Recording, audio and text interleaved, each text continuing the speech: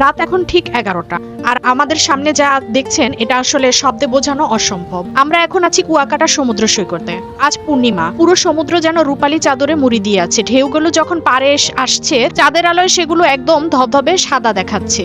Just অপার্থিব একটা দৃশ্য। বাতাসটা খেয়াল করেছেন? এত জোরে বাতাস বইছে যে বিচের এই বড় বড় ছাতাগুলো মনে হচ্ছে এখনই উড়ে যাবে।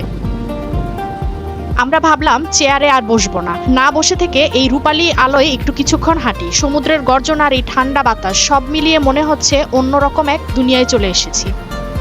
রাত বাড়লেও কুয়াকাটা কিন্তু এখন একদম জমজমাট। এই দেখুন, আশেপাশের মানুষজন যখন ঘুরে বেড়াচ্ছে, একটু পরপরই চায়ের দোকান।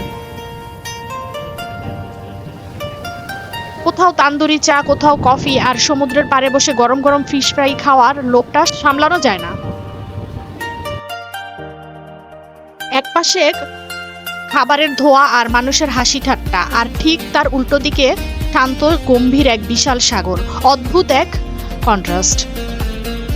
আকাশের দিকে তাকিয়ে দেখুন একবার, চারটা যেন উজ্জ্বল তারাগুলো আজ যেন পাল্লা দিয়ে আলো দিচ্ছে। এই যে ঢেউগুলো আমাদের পায়ের নিচে এসে চলে আসছে, আর চাঁদের আলোয় সেগুলো মুক্তোর মতো উজ্জ্বল।